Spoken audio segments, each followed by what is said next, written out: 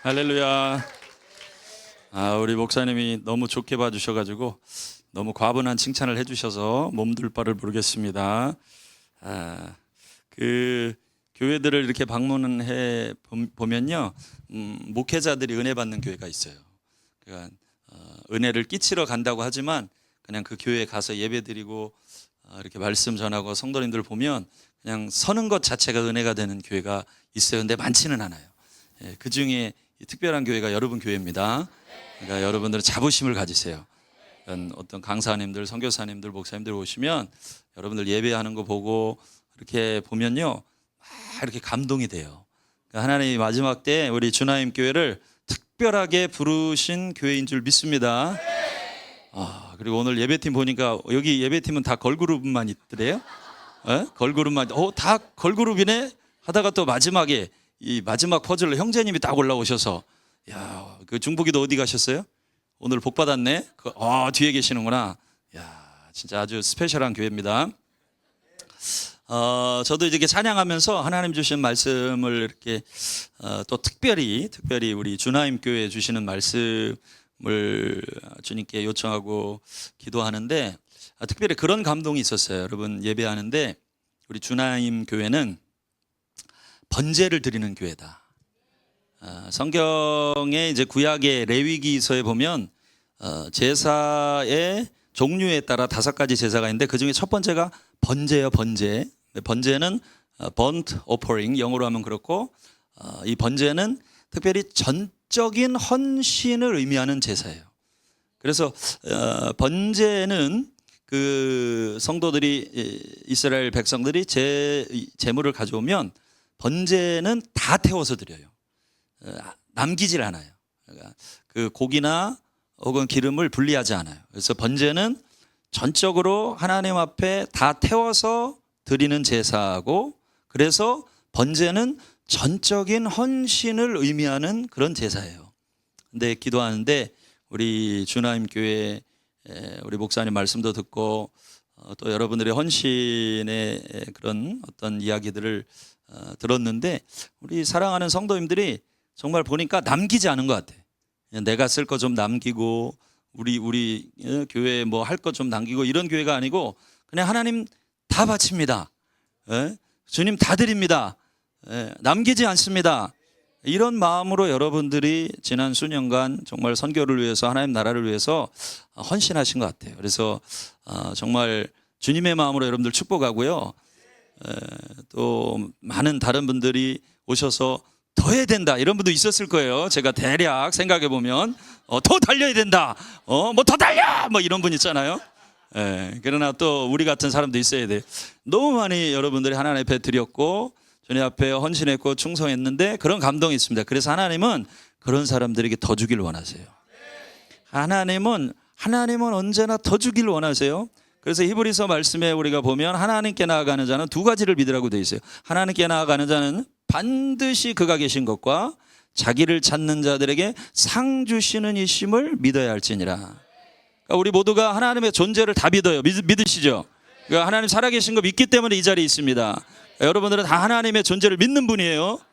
그런데 우리 한국 성도님들이 이 2번째는 조금 부족해요. 뭐냐면 하나님 나에게 상 주신다, 이거는 너무 겸손하셔가지고 드릴 땐 다 드리는데 하나님 뭐 주겠다 그러시면 아유 하나님 괜찮아요, 하나님 뭐 저희가 자격이 있나요, 뭐 우리가 이런 성향들이 있어요. 그러나 성경적으로 보면 하나님은 자기를 찾는 자들에게 상 주시는 것도 뭐 하래요? 믿으라는 거예요. 믿습니까? 여러분, 하나님은 좋은 것 주시는 분이에요. 상 주시는 분이에요. 여러분, 특별히 우리 전적인 헌신, 번제를 드린 우리 주나임 교회의 이 마지막 때, 여러분 마지막 때인 거 믿으시죠? 마지막 때 하나님이 요셉의 꿈을 꾸는 자들을 일으키실 것인데, 이 요셉의 꿈을 꾸는 자들을 통해서 줄여 죽는 자들을 먹이고 살리시는 거예요. 열방의 사람들을 먹이시는 거예요. 여러분, 그래서 꿈꾸시길 바랍니다. 이후로 더 하나님 괜찮습니다, 하나님 더 주시려고 그러는데 다른 교회 주세요 이러지 마세요. 주나임 교회 주실 줄 믿습니다. 더 부어주실 줄 믿습니다. 근데 왜 그러냐면 이 교회는 하나님 주시면 또 막 주는 거야. 하나님 주시면 또 흘려보내기를 원하는 거야. 그러니까 하나님께서 더 부어주시길 원하세요. 여러분 각 가정에도 여러분 자녀들을 통해서도 하나님께서 지혜도 주시고 능력도 주시고 건강도 주시고 물질도 주시고 모든 새 일을 행하실 것을 믿으라고 했어요. 여러분 복 주시는 것을 믿으시기 바랍니다. 그래서 우리 그 믿음으로 옆 사람에게 하나님 복 주십니다. 하나님이 상 주십니다. 하나님이 좋은 것 주십니다. 할렐루야. 창세기 1장 28절 말씀을 보면 하나님 세상을 만드실 때 처음 사람들에게 주신 말씀이에요. 같이 한번 읽어봅니다. 시작. 하나님이 그들에게 복을 주시며 하나님이 그들에게 이르시되 생육하고 번성하여 땅에 충만하라. 땅을 정복하라. 바다의 물고기와 하늘의 새와 땅에 움직이는 모든 생물을 다스리라 하시니라. 아멘. 하나님이 사람을 만드시고 그들에게 무엇을 주셨어요? 복을 주셨다고 되어 있어요. 그래서 하나님은 사람을 만드시고 이 땅에 복 주시길 원하세요. 근데 이 복을 주신다는 단어가 히브리어로 바라크예요. 바라크. 하나님이 복 주신다. 바라크. 그래서 하나님 편에 바라크가 하나님 편에서 사용될 때는 복을 주신다 이렇게 번역이 돼요. 그래서 하나님이 복을 주시는 거예요. 하나님은 사람에게 저와 여러분들에게 복 주시길 원하세요. 근데 이 단어가 참으로 놀라운 게요. 하나님에게만 사용된 것이 아니고 사람에게도 사용이 돼요. 그러니까 하나님이 바라크 하신다 그러면 그것은 하나님이 blessing, blessed, 복 주셨다, 복 주신다 이런 의미가 있는데 이 똑같은 단어가 사람에게 쓰일 때가 있어요. 그것이 시편 103편 1절입니다. 같이 한번 읽어봅니다. 시작. 내 영혼아 여호와를 송축하라. 내 속에 있는 것들아 다 그의 거룩한 이름을 송축하라. 자, 여기서 이 바라크가 어떤 단어일까요? 송축하라. 할렐루야. 그래서 하나님이 바라크하신다 그러면 그것은 복을 주신다는 의미고 사람이 바라크한다 그러면 그것은 하나님을 예배한다, 송축하다라는 의미가 되는 거예요. 그래서 이 한 단어 안에 여러분 우리가 예배가 축복이라는 말 자주 하시죠. 여러분 예배하는 것이 복인 줄 믿으시죠. 근데 놀랍게도 히브리어 단어 안에는 이 바라크라고 하는 한 단어 안에 하나님이 복 주시다라는 의미와 사람이 송축하다 예배하다라는 의미가 동시에 들어있는 거예요. 그래서 하나님 편에 보실 때 사람이 가장 복받을 존재로 보일 때가 언제일까요? 예배할 때인 거예요. 할렐루야. 그러니까 하나님은 우리의 삶의 모든 영역에서도 복 주시고 상 주시고 잘되게 하시고 은혜 주시고 넘치도록 주시고 계속 주시는데 그냥 하나님의 눈에 볼 때 성도들이 그냥 복받는 존재로 보이는 것은요 예배할 때예요. 사람이 바라크한다, 하나님 앞에 송축하다, 예배하다, 이것이 하나님 편에서 보실 때는 복 주신다는 거예요. 놀랍죠? 할렐루야.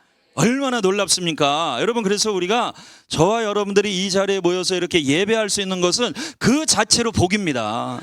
내가 예배할 수 있으면 축복인 거예요. 내가 지금 예배하고 있으면 하나님께 복을 받고 있는 거예요. 그래서 성경의 모든 인물들이 보면 하나님이 부르실 때 가장 먼저 한 일이 아브라함도 그렇고 하나님 앞에 단을 쌓고 제사 드리는 거예요. 하나님이 아브라함을 축복의 통로로 부르실 때도 내가 너로 복의 축복의 통로가 되게 하신다고 약속하셨어요. 근데 아브라함이 가장 먼저 한 일은 단을 쌓고 하나님을 제사한 거예요. 여러분들은 번제를 드리는 사람들이에요. 믿습니까? 하나님 앞에 가장 최고의 제사, 전적인 제사, 가장 놀라운 제사를 드리는 하나님의 사람들인 줄 믿습니다. 그런데 이 번제를 드리는 사람은 성경에 보면 번제, 구약에는요 번제와 짝이 있어요. 번제 그러면 그 다음에 또 뭐가 나오냐면 화목제가 나와요. 화목제. 번제하고 화목제가 이렇게 짝이 되는데 화목제는 영어로 하면 펠로우십 오퍼링인데 이건 뭐냐면 친교의 제사예요. 화목, 말 그대로 화목하게 드리는 제사인데 자, 이 화목 제사를 하나님 명하실 때는 아주 특별한 거를 주님이 하나님이 사람들에게 명하세요. 그래서 화목제 중에 감사제, 서원제, 자원제가 있어요. 이 세 가지인데 감사제만 말씀을 드리면 감사제를 드릴 때 사람들이 소나 양이나 염소를 가지고 와요. 자, 감사의 제사. 앞에 우리 예배자들, 야, 너희들 보고 내가 감동받았다. 야. 목사님, 여기 목사님도 이렇게 무릎 꿇고 예배하는 거 좋아하는데 바닥이 좀 딱딱해 보여가지고 무릎 아플 것 같아서 살짝 주저하고 있었거든? 근데 니들이 다 여기 무릎 꿇고, 야, 목사님 감동받았어. 할렐루야. 자, 이런 제사 예배자들이 있는 것이 우리 교회의 축복입니다. 할렐루야. 자, 이게 번제를 드리는데, 자, 이제 하나님 앞에 제물을 가지고 와야 돼. 우리 이름 뭐야? 우리 친구? 아멘? 얘 이름 뭐예요? 엄마 아빠 어디 계세요? 예?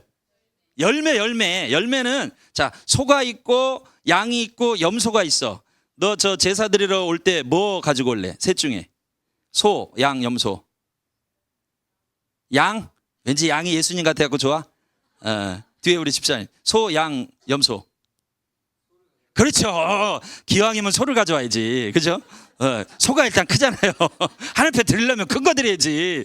근데 이게 화목제는요, 특별히 감사제를 드릴 때 하나님이 아주 특별한 명령을 내려요. 그 뭐냐면 소나 양이나 염소를 가져오는데 화목의 제사 중에 감사의 제사를 드릴 때는 그 제물을 반드시 잡아서 다 나눠 먹으라 이렇게 돼 있어요. 그러니까 번제는 완전히 하나님 앞에 전적으로 드리는 헌신인데, 여러분 번제를 드린 우리 주나인 교회가 화목의 제사를 드리게 하실 줄 믿습니다.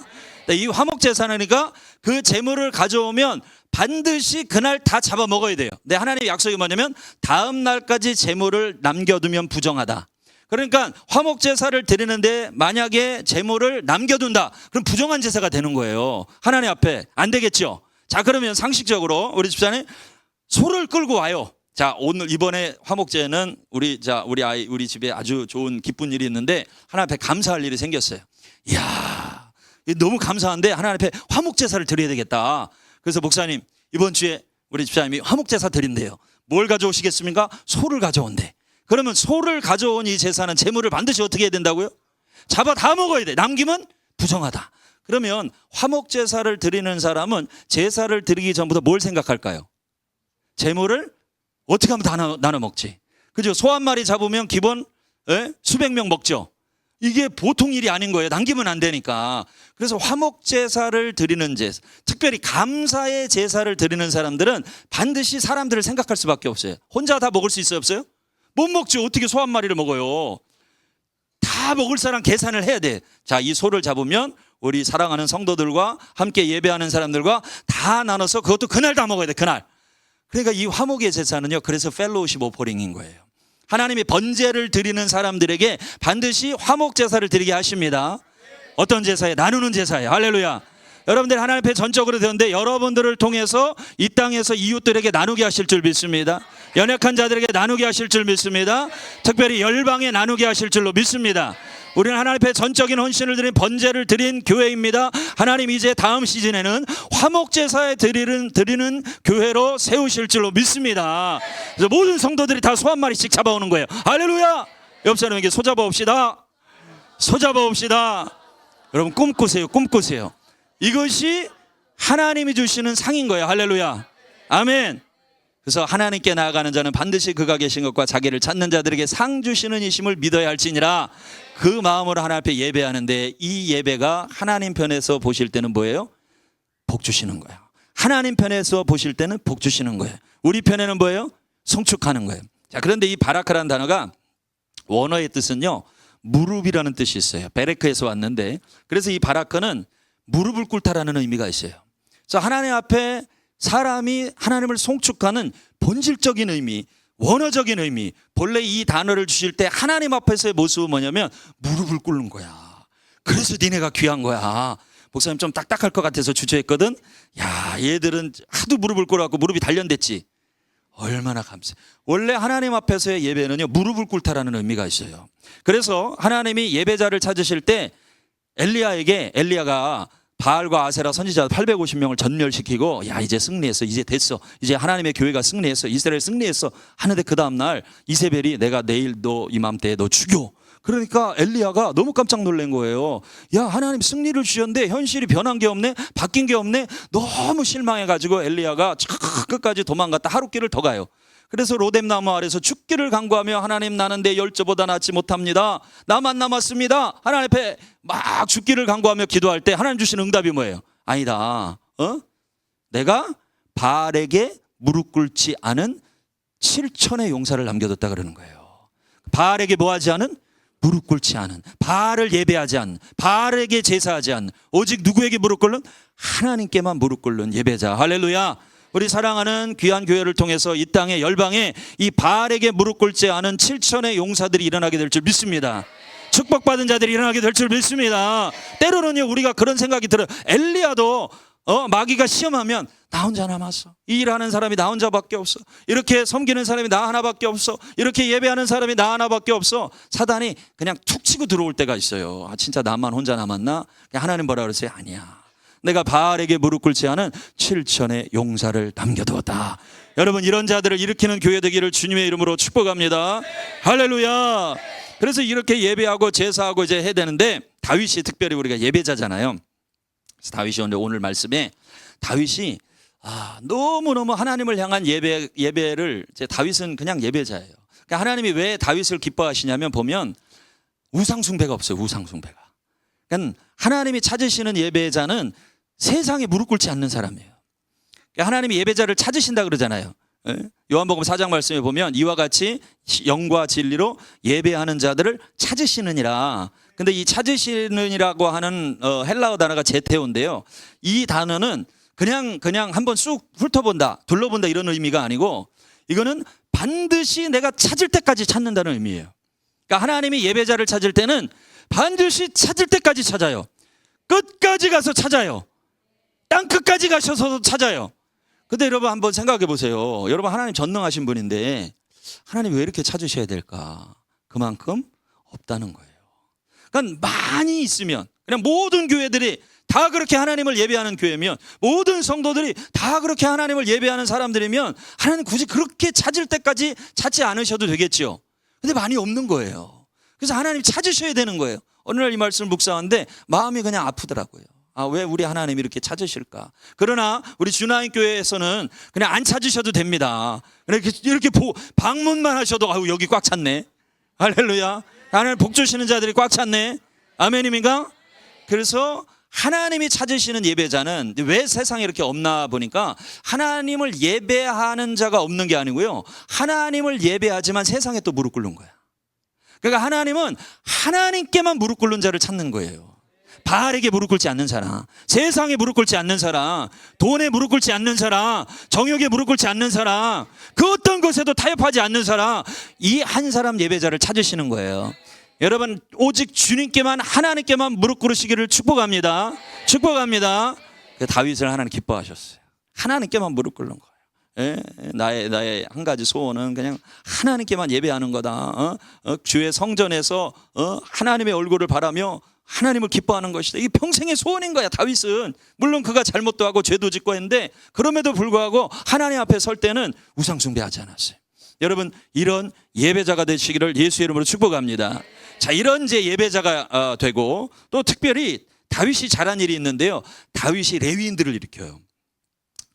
이스라엘 역대 왕 중에 그 어떤 사람도 하지 못한 일이 있는데, 그것은 다윗이 특별히 하나님의 성전에서 제사하는 사람들, 예배하는 자들을 어마어마하게 일으켜요. 그래서 역대상 23장 1절에서 5절을 보면, 다윗이 나이가 같이 한번 읽을까요? 시작.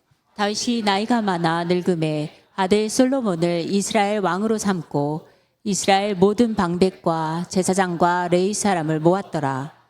레위 사람은 30세 이상으로 계수하니 모든 남자의 수가 3만 8천 명인데, 그 중에 2만 4천 명은 여호와의 성전의 일을 보살피는 자요, 6천 명은 관원과 재판관이요, 4천 명은 문지기요, 4천 명은 그가 여호와께 찬송을 드리기 위하여 만든 악기로 찬송하는 자들이라. 다윗이 평생에 가장 잘한 일 중에 하나가 이렇게 레위인들을 일으킨 거예요. 3만 8천 명의 레위인들을 일으켜요. 그럼 그거 다 왕국의 재정으로 먹이고 입히고 다 해야 돼요. 3만 8천 명. 어마어마한 거죠. 그러니까 이 레위인들이 일어나니까 그 나라는 그냥 나라 자체가 하나님을 예배하는 나라가 된 거예요. 그 나라 자체가 성전이 된 거예요. 그뿐만 아니라 다윗은 모든 악기를 동원해서 처음으로 예배하기 시작해요.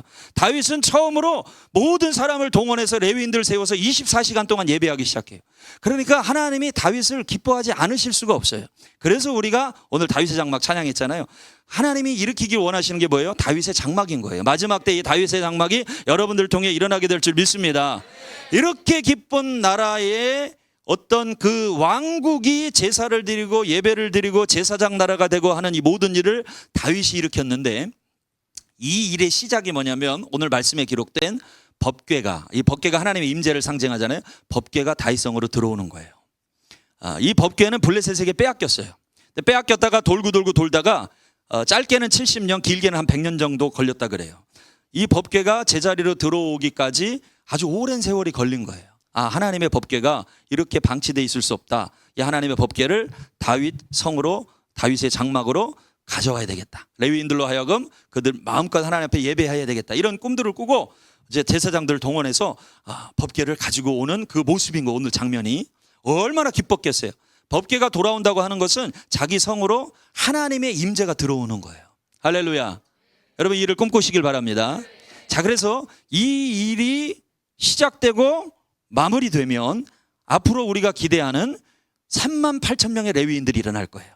24시간 하나님을 예배할 거예요. 그 나라가 하나님을 예배하는 나라가 될 거예요. 어마어마한 일들이 일어날 거예요.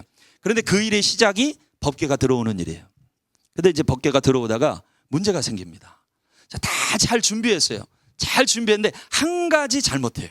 그건 뭐냐면 법궤를 블레셋에게 빼앗길 때, 이제 블레셋이 빼앗아 갔다가 다시 반납을 하는데, 반납할 때 수레에다 실어서 반납을 해요.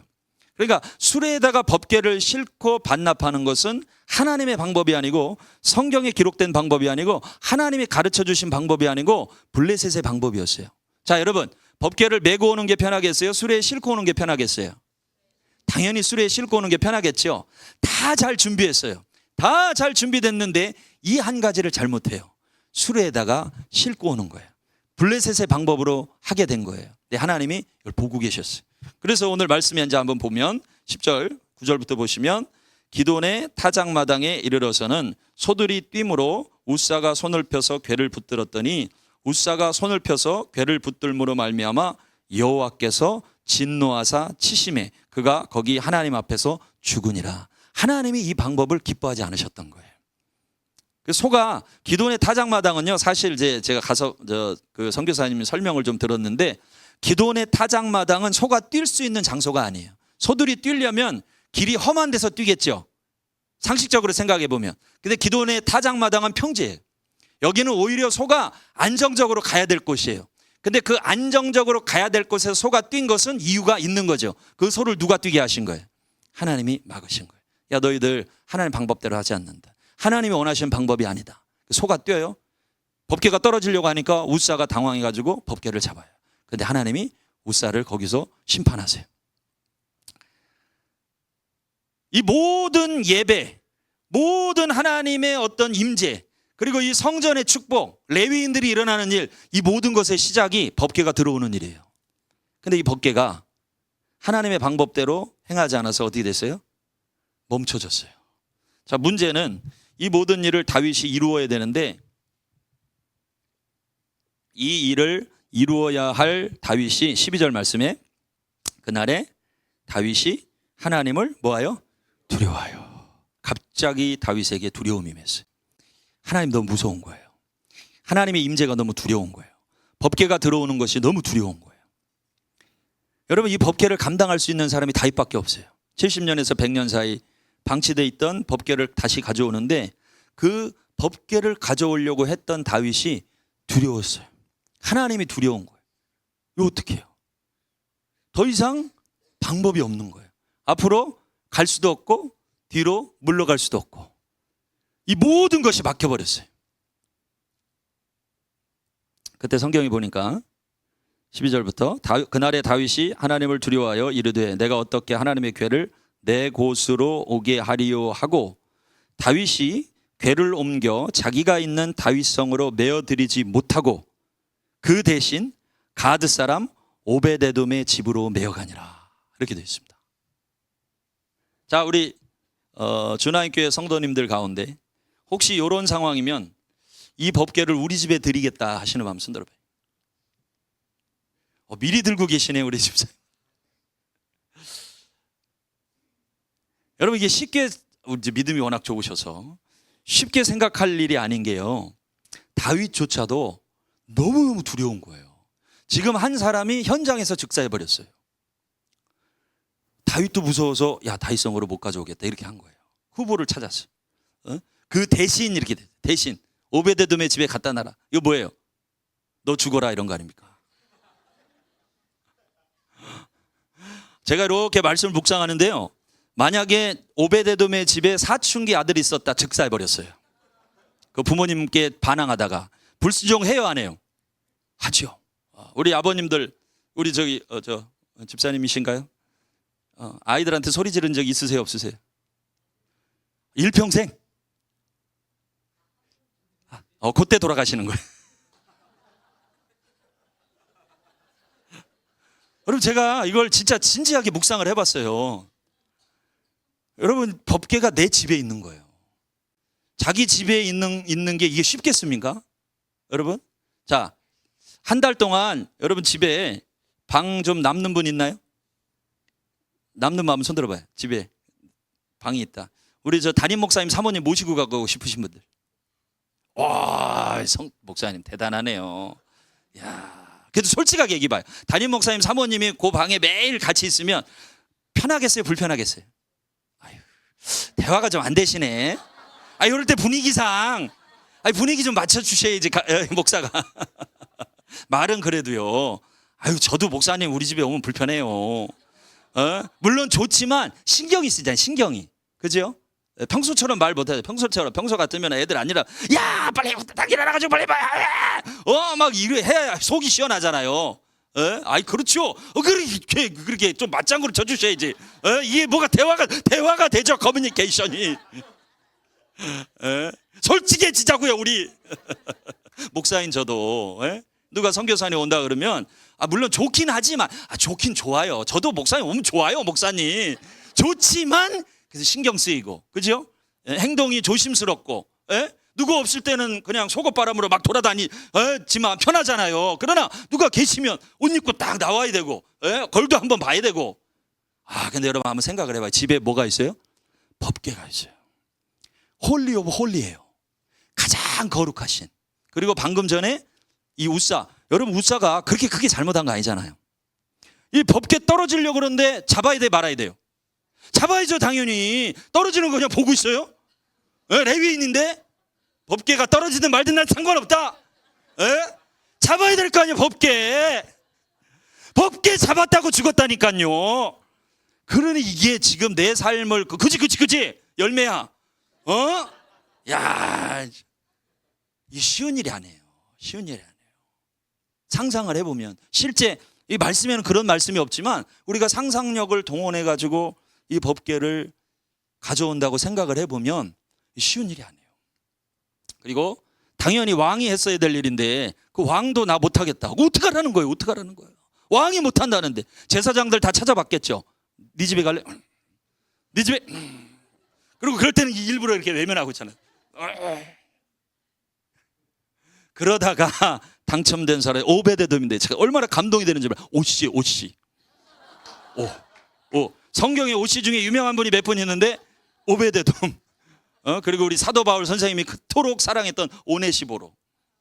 이 몇 분 계세요, 우리 집안에. 근데 성경에 가드 사람이라고 되어 있어요. 근데 가드는 블레셋 지역이에요, 블레셋 지역. 그래서 이제 성경 학자에 따라서 이 사람은 블레셋 사람인가? 근데 블레셋 사람이 어떻게 법궤를 가져갈 수 있었을까? 그래서 이제 연구를 이래저래 해보면 성경 말씀 보시면요. 역대상 26장 1절 5절 같이 한번 읽습니다. 시작. 고라 사람들의 문지기 반들은 이러하니라. 아삽의 가문 중 고레의 아들 무셀예마의 아들 마다드 스가랴와 둘째 여디야엘과 셋째 스바디아와 넷째 야드니엘과 다섯째 엘람과 여섯째 여호하난과 일곱째 엘여호에네이며 오베데돔의 아들들은 마다드 스마야와 둘째 여호사박과 셋째 요아와 넷째 사갈과 다섯째 느다넬과 여섯째 암미엘과 일곱째 이사갈과 여덟째 부울레데이니 이는 하나님이 오베데돔에게 복을 주셨습니다. 할렐루야. 대상 26장 1절에서 5절을 보니까 고라 자손에 대해서 말씀을 하고 있고요. 그 다음에 아삽의 가문에 대해서 말씀을 하고 있어요. 이게 다 레위인들이거든요. 그 레위인들을 열거하는 중에 맨 마지막에 여섯째 암미엘과 일곱째 이사갈과 여덟째 부엘레드니 이는 하나님이 오베데돔에게 복을 주셨습니다. 그래서 레위 자손을 열거하는 중에 오베데돔이 나와요. 그래서 이제 추정하기는 가드 지역에 살고 있던 레위인이었을 것이다, 이렇게 추정하는 거예요. 그러니까 가드 지역은 블레셋 지역임에도 불구하고 하나님께 받은 이 신실한 사명을 감당하기 위해서 레위인으로서 사명을 감당하고 있었던 사람이에요. 자, 여러분 지금 적절한 후보자를 찾아야 돼요. 가장 첫 번째 조건이 뭐겠어요? 이 법궤를 가져다 놔도 뭐하지 않을 사람? 죽지 않을 사람. 그러니까 그 대충 보면 사람의 삶이 나오잖아요. 그러면 어느 집에 딱 가다 놓으면 저 집은 즉사할 거야. 저 집은 애들만 남을지도 몰라. 그리고 대충 우리가 감이 잡히죠. 근데 이런 상황에 그냥 오베데돔의 집에 갖다 놨다고 하는 것은 이 오베데돔이 그래도 하나님 앞에 거룩하게 그리고 제사하며 살았을 거 아닙니까? 그죠? 그리고 결론적으로 뭐예요? 결론적으로 그 집에 딱 3개월 갖다 놨는데 하나님이 이 일을 기뻐하셨어요. 하나님의 법궤가 그 집에 있는 걸 기뻐하셨어요. 하나님의 임재가 그 집에 머무르기 시작하셨어요. 그래서 그 집에 하나님 복을 주시기 시작하셨어요. 얼마 만에? 3개월 만에. 할렐루야, 할렐루야, 할렐루야. 그래서 제가 이제 작년에 처음으로 이스라엘을 갔어요. 이스라엘. 아까 우리 목사님하고 잠깐 얘기하다 이스라엘 얘기했는데 그런 감동이 있어요. 여러분 이스라엘 전쟁 끝나면 주나인 교회 이스라엘 가세요. 예배자들은 일단 이스라엘 가야 돼. 우리 지훈쌤 갔어요? 안 갔구나. 신청 빨리 차요. 빨리 신청하세요. 목사님 딱 가면 후다닥 찰 것 같아. 빨리 재정들 모으셔가지고요. 이스라엘. 저도 이제 한 3, 4년 전에 이스라엘 가라는 감동을 주셔가지고 저희가 세보니까 5번 시도 만에 갔어요. 이게 쉽게 가지는 게 아니더라고요.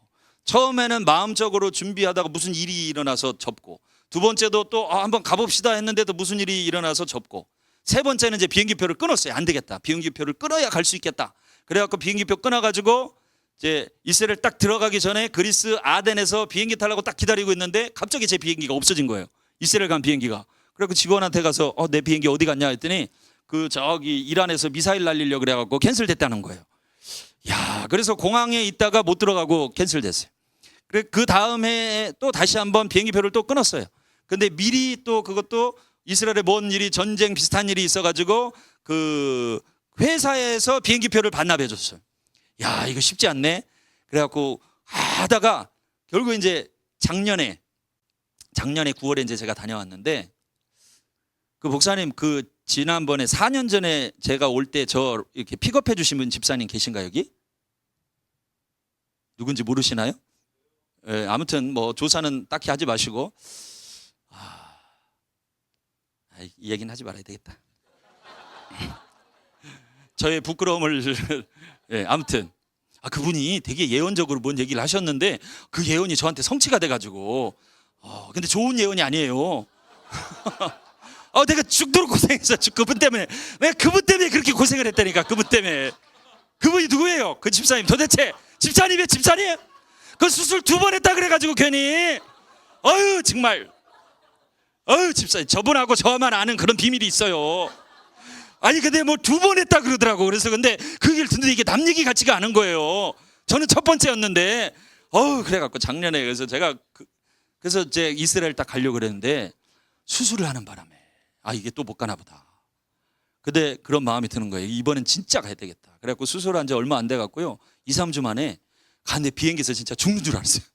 아버지 이 막 고통이 밀려오는데 아무튼 어찌 됐든 이래서 이스라엘을 갔어요.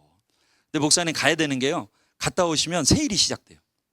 진짜 하나님이 이 이스라엘은 예배자의 나라고 제사장의 나라예요. 그래서 하나님이 그 땅을 밟고 거기서 중보하고 기도하고 다녀올 때 교회적으로도 완전히 어떤 새로운 일들이 일어나요.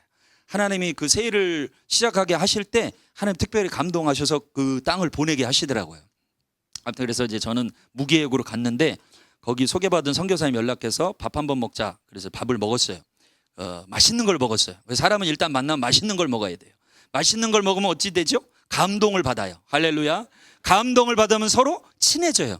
그래서 안 하고 싶은 걸 막 하게 돼요. 섬기고 싶어져요. 그래서 그 목사님이 감동을 받았어요. 우리가 맛있는 걸 먹고 나니까 감동을 받아가지고 내일 저랑 어디 가실래요? 그러는 거예요. 좋다고. 그래서 이제 내일 어디 가실래요? 해서 갔던 곳이 어디냐면 이 오베데돔의 집터예요. 그러니까 오베데돔의 집터가 어떻게 발견이 됐냐면 고속도로 건설하다가 땅을 파다가요. 땅을 파는데 거기 딱 보니까 집이 있고 어떤 제사터가 있고 하는데 학자들이 연구를 해보니까 거리상 동선상 이 집은 오베데돔의 집터가 맞을 거다 하는 어떤 학자의 논문이 있었던 거예요. 이걸 거기 선교사님이 읽다가 기사를 본 거예요. 오, 오베데돔의 집터가 이렇게 발견이 됐네. 그래가지고 거기를 그 교회 성도들하고 미리 가셔서 예배하고 한 거예요. 얼마 전에. 근데 제가 온다니까 맛있는 걸 먹고 뭘 받았어요? 감동을 받았어요. 감동을. 목사님 오늘 제가 그 소갈비 먹고 감동받아갖고 지금 별 얘기를 다 하네. 할렐루야. 원래 좀 짧아야 되는데. 그래서 이제 그 선교사님과 오베데돔의 집터에 이제 갔어요. 갔는데 이제 개발된 관광지가 아니고 고속도로 건설하다가 발견돼 갖고 이렇게 이제 무슨 고고학 유적지 그래서 이렇게 끈 빨간 줄 쳐진 그런 곳에 이제 둘이 앉아가지고 목사님이 여기 이제 오베데돔의 집터인데 또 신학적으로 뭐 성경적으로 구약적으로 히브리어적으로 막 풀어서 설명을 해주시는 거예요. 그렇군요. 은혜 받고 하는데 갑자기 제 마음에 어떤 마음이 드냐면 제가 그 이스라엘 가기 전에 어떤 목사님들 기도해 주시는데 다윗의 열쇠에 대한 기도를 해주셨어요. 다윗의 열쇠를 취하게 될 거다. 아멘 좀 크게 해주세요. 아멘. 여러분 열쇠가 뭐예요? 열쇠가 닫힌 것을 여는 거죠. 막힌 것을 열어주는 거죠. 할렐루야. 아멘입니까? 그리고 또 어떤 뭐 안 되는 거는 안 좋은 건 어떻게 버려야 돼? 닫아버려야 돼. 지옥의 문은 닫아버리고 천국의 문은 열어버리고. 아멘입니까? 여러분 다윗의 열쇠 여러분들에게 하나님 주신 줄 믿습니다. 예배자들에게 주신 줄 믿습니다. 재정의 문도 열리고 할렐루야. 관계의 문도 열리고 할렐루야. 선교의 문도 열리고 할렐루야. 건강의 문도 열리고 할렐루야. 열쇠. 그래서 하나님 다윗의 열쇠, 제가 이스라엘 가서 다윗의 열쇠를 받아오겠습니다. 다윗의 열쇠를 주시옵소서. 그리고 이제 기도하고 갔죠. 그 집터에 앉아가지고 선교사의 말씀을 딱 듣는데 어떤 감동이 오냐면요, 이 오베데돔이 다윗의 열쇠인 거예요. 자 보세요. 법궤가 다윗 왕국으로 들어가야 돼요. 그런데 우사가 죽었어요. 하나님 방식대로 안 하다가 모든 것이 다 막혔어요. 두려움 때문에. 야, 이 법궤 못 가져가겠다. 하나님의 임재 못 들어오겠다. 난 무섭다. 하나님 두렵다. 근데 그 두려운 순간, 어떤 순간이에요? 가장 소망이 없는 순간이에요. 가장 절망적인 순간이에요. 가장 힘든 순간이에요. 가장 어려운 순간이에요. 여러분 우리가 하다 보면, 사역을 하다 보면 좋은 때가 있어요. 부흥의 때가 있어요. 막 잘 될 때가 있어요. 선교도 잘 되고 봉사도 잘 되고 뭔가 예배도 잘 되고 많은 사람들이 있을 때가 있어요. 그런데 지금 이 순간만큼은요, 이 오베데돔이 법궤를 취해서 들어가는 순간만큼은요, 지원자가 아무도 없어요. 가장 어려운 순간이에요. 이스라엘 역사에, 예배의 역사에 가장 힘든 순간이에요. 이후의 역사는 우리가 다 알아요. 수많은 레위인들이 일어나서 24시간 예배하게 될 것이고 모든 악기를 동원해서 예배할 것이에요. 여러분 그 순간에 있다면 얼마나 감격스럽겠습니까? 그때 우리가 예배하고 싶겠죠. 그런데 바로 지금 이 순간만큼은 아무도 예배하는 사람이 없는 거예요. 아무도 법궤를 드릴 사람이 없는 거예요. 다 죽을까 봐 피하고 있는 거예요. 그런데 유일하게 오베데돔이라고 하는 사람이, 이전에 이름이 기록된 적도 없어요. 어떤 사람이라는 설명도 없어요. 어떤 사역을 했다는 말도 없어요. 그런데 그 오베데돔의 집터에 가보니까 그곳에 제단이 있어요.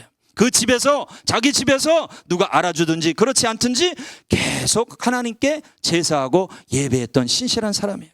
그러니까 이 두려운 상황에 야 한번 알아봐라, 이 법궤 누구 집에 가야 되겠냐. 그러니까 누구를 추천했겠어요? 당연히 오베데돔의 집에 두면 그 사람은 죽지 않을 겁니다.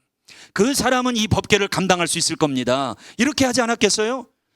묵묵하게 감당하는 거예요. 여러분 이 예배가 재밌는 예배입니까? 이 제사가 즐거운 제사입니까? 이 제사가 누가 알아주는 제사입니까? 아니에요. 아무도 없어요. 자기 혼자 자기 가족과 드리는 제사예요. 근데 신실하게 3개월 동안 하나님 앞에, 때로는 죽음의 두려움이 있지 않았겠어요?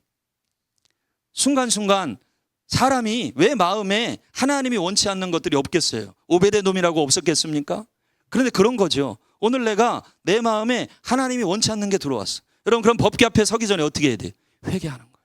하나님, 제 마음이 주의 임재 앞에 서기에 부족합니다. 하나님 오늘 내 안에 분노가 들어왔습니다. 하나님 오늘 내 안에 미움이 들어왔습니다. 법궤 앞에 설 때 내가 죽을 수도 있습니다. 어떻게 해야 돼요? 전적으로 회개하고 하나님 앞에 정결하게 매일매일을 이 거룩의 싸움을 싸우지 않으면 오베데돔은 죽을 수도 있어요. 이 싸움을 싸운 거예요. 하나님 앞에 신실하기를 힘쓴 거예요. 주님 앞에 설 때에 주님이 보시기에 흠도 없고 티도 없는 모습으로 하나님의 법궤 앞에 임재 앞에 나아간 거예요. 하나님이 복을 주시기 시작한 거예요. 여러분, 하나님은 반드시 복 주십니다. 예배자들에게 복 주십니다. 여러분, 예배가 축복이에요. 믿습니까? 예배하는 것이 축복입니다. 그러니까 우리의 인생에 예배를 소홀히 하고 하나님 앞에 복 주십시오, 상 주십시오, 우리의 자녀들을 향해서 예배 자리에서 멀어졌는데 이 아들 복 주십시오, 말도 안 되는 얘기예요. 여러분, 진짜 우리가 하나님 앞에 복된 자가 되려면 반드시 오벳에돔처럼 하나님을 예배하는 자가 돼야 돼요. 이것은 외로운 예배가 될 수도 있어요. 누가 알아주지 않는 예배가 될 수 있어요. 그 순간만큼 아무도 상 주지 않는 예배가 될 수 있어요. 그러나 주님 앞에 신실한 거예요. 그리고 때가 되니 3개월의 시간이 차니 하나님이 인정하십니다. 믿습니까? 하나님이 인정하십니다. 여러분의 교회를 하나님이 인정하세요. 여러분들은 번제를 드리는 하나님의 교회입니다. 전적인 헌신을 하나님 앞에 드렸던 교회입니다. 이제 화목제 제사를 계속해서 드리게 될 줄 믿습니다. 소도 잡고 양도 잡고 염소도 잡아 많은 사람들에게 나누게 하실 줄로 믿습니다. 이야, 이 소문을 다윗이 들었어요. 여러분들이 예배하다 복받는 소문을 이 부평 전 지역이 들리기를 원합니다. 열방이 듣기를 원합니다. 예배하다 복받은 사람이 주나인 교회에 가득 찼더라. 하나님이 찾으시는 예배자가 이곳에 가득 찼더라. 할렐루야. 다윗 왕이 들었어요. 다윗 왕이 복 주신다는 소식을 들었어요. 두려워하고 있던 다윗이 복 주신다는 소식을 들었어요. 그래가지고 그 법궤를 가져갈 준비를 하는 거예요. 여러분, 제가 어렸을 때는 이 성경 읽는데 다윗이 진짜 치사해 보이는 거예요. 말이야, 우싸 죽었다고 싹 도망가더니 이제 하나님 복 주신다고 법궤 가지러 온다고. 제가 오베데돔 저는 안 줬어요. 이제 와서 왜 딴소리야? 우리 그럴 때 있잖아요. 이제 와서 왜 딴소리야? 그렇게 힘들 때는 말이야. 쳐다도 안 보더니 왜 이제 와가지고 말이야. 근데 성경적으로 보니까 그게 아니에요.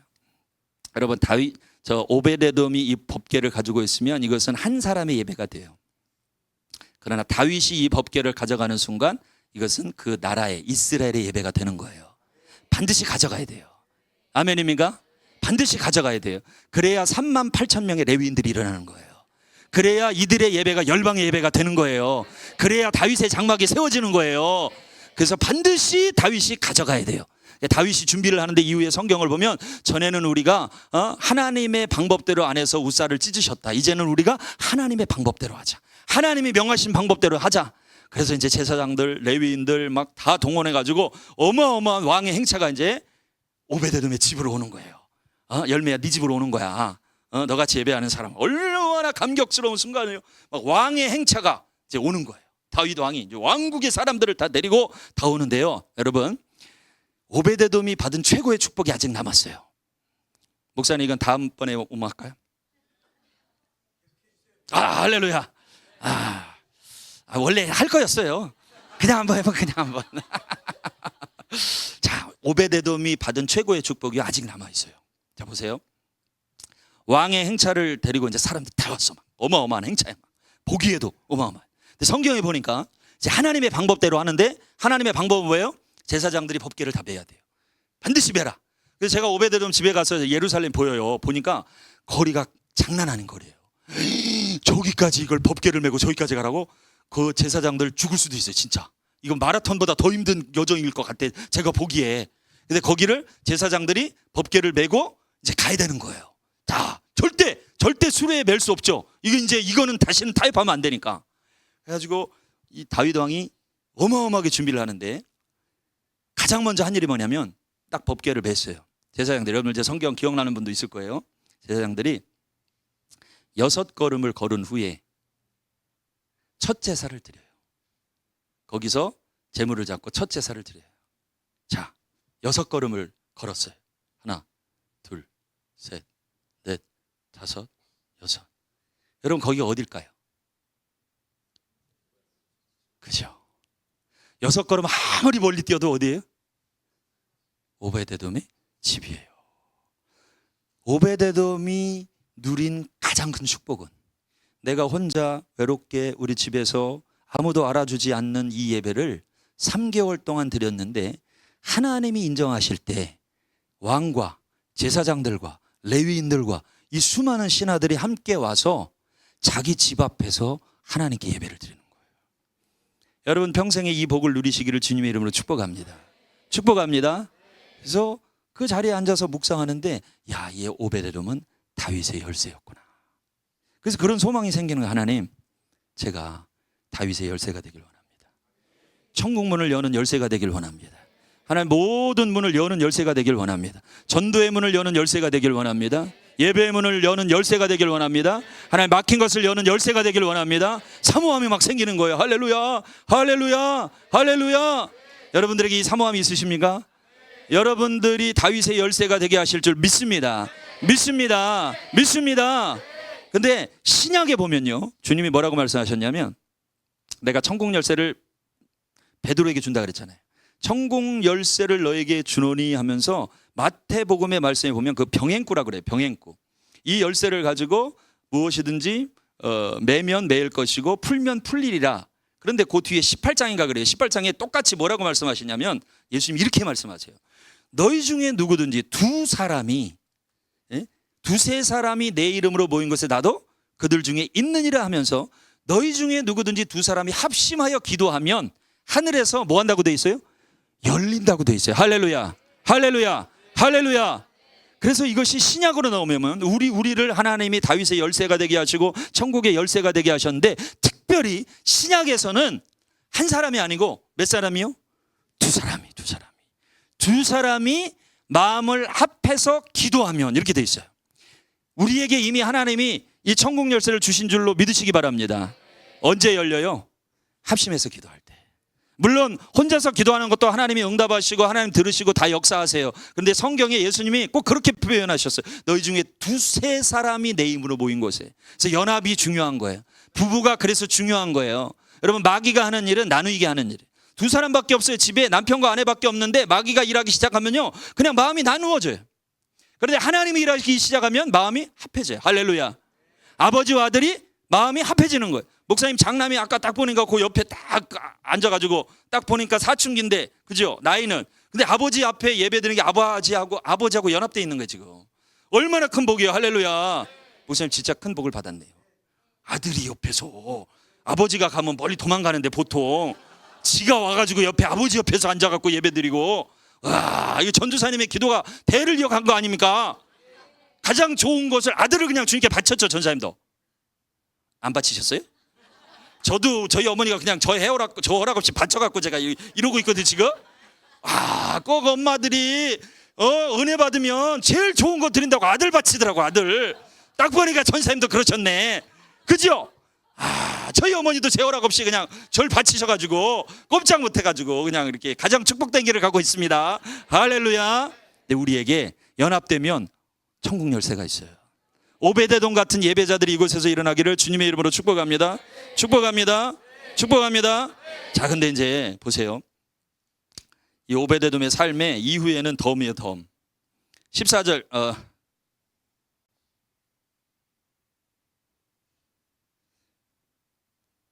역대상 16장 37절 38절 같이 한번 읽습니다. 시작. 제가 보내드렸나요? 역대상 16장 37절 38절. 예, 같이 읽습니다. 시작. 다윗이 아삽과 그의 형제를 여호와의 언약궤 앞에 있게 하며 항상 그 궤 앞에서 섬기게 하되 날마다 그 일대로 하게 하였고, 오베데돔과 그의 형제 68명과 여두둔의 아들 오베데돔과 호사를 문지기로 삼았고. 아멘. 야, 보니까 3개월 예배했는데 안 되겠다. 이 오베데돔은 그냥 불러요. 다윗이 불러가지고 이제는 성전에 문지기로 삼아요. 매일 성전에서 하나님을 예배할 수 있도록. 할렐루야. 역대상 26장 4절에서 9절 한번 읽습니다. 시작. 오베데돔의 아들들은 맏아들 스마야와 둘째 여호사밧과 셋째 요아와 넷째 사갈과 다섯째 느다넬과 여섯째 암미엘과 일곱째 이사갈과 여덟째 부을레데이니, 이는 하나님이 오베데돔에게 복을 주셨습니다. 그의 아들 스마야도 두 아들을 낳았으니 그들의 조상의 가문을 다스리는 자요 큰 용사라. 스마야의 아들들은 오드니와 르바엘과 오벳과 엘사밧이며, 엘사밧의 형제 엘리후와 스마야는 능력이 있는 자이니 이는 다 오베데돔의 자손이라. 그들과 그의 아들들과 그의 형제들은 다 능력이 있어 그 직무를 잘하는 자이니 오베데돔에게서 난 자가 62명이며 또 무셀예마의 아들과 형제 18명은 능력이 있는 자라. 아멘. 요 말씀은 오베데돔의 자녀들과 형제들과 그 집안에 대해서 말씀하는데요. 그 집안이 다 뭐 했대요? 다 복을 받았대. 그 자녀들은 다 어떤 사람이래요? 다 능력 있는 자래. 하나님이 재능과 은사 모든 것에 다 탁월하게 하셨어요. 이 한 사람 예배자 때문에 집안이 복을 받아. 믿습니까? 그래서 그냥 예배하는 게 복인 거예요. 언제? 가장 어려울 때, 아무도 알아주지 않을 때, 외로울 때 하나님 앞에 신실하게 서서 그냥 정직하게 예배드리고 묵묵하게 예배드리고 그 자리를 지키고 주의 임재 앞에 머물렀더니 이 한 사람을 통해서 다윗의 열세가 되게 하셔서 그 나라의 예배가 열리게 하시고 레위인들이 세워지게 하시고 수많은 하나님의 나라가 확장되게 하시고 온종일 예배하게 하시고 뿐만 아니라 자기 집안과 아들들과 모든 사람들이 다 복을 받게 하셨어요. 할렐루야. 이것이 예배자 한 사람을 통해서 일어난 일인데 이 마지막 때에 저와 여러분들을 통해서 하실 일인 줄로 믿습니다. 믿습니다. 묵묵하게 그 일을 여러분들이 이미 사실 감당해 오셔요. 예배팀 올라오세요. 그 찬양 되나요? 그 우리 비준비하시니 아시죠? 오케이. 비준비하시니 한번 합시다. 그래서 하나님은 보니까 하나님은요 예배자 한 사람 찾으세요. 선교도 그 땅에 가서 예배하는 거잖아요. 그 땅에서 묵묵하게 누가 알아주든 알아주지 않든 뭐가 일이 되든 안 되든 그냥 하나님 앞에 법궤 앞에서 예배하는 거죠. 여러분 근데 하나님은 그걸 보고 계세요. 믿습니까? 주목하고 계세요. 그리고 하나님의 때가 됐을 때 하나님 인정하세요. 그 하나님이 인정하시는 것이 복 주시는 거예요. 여러분 주님 앞에 전부를 드린 여러분들인 줄로 믿습니다.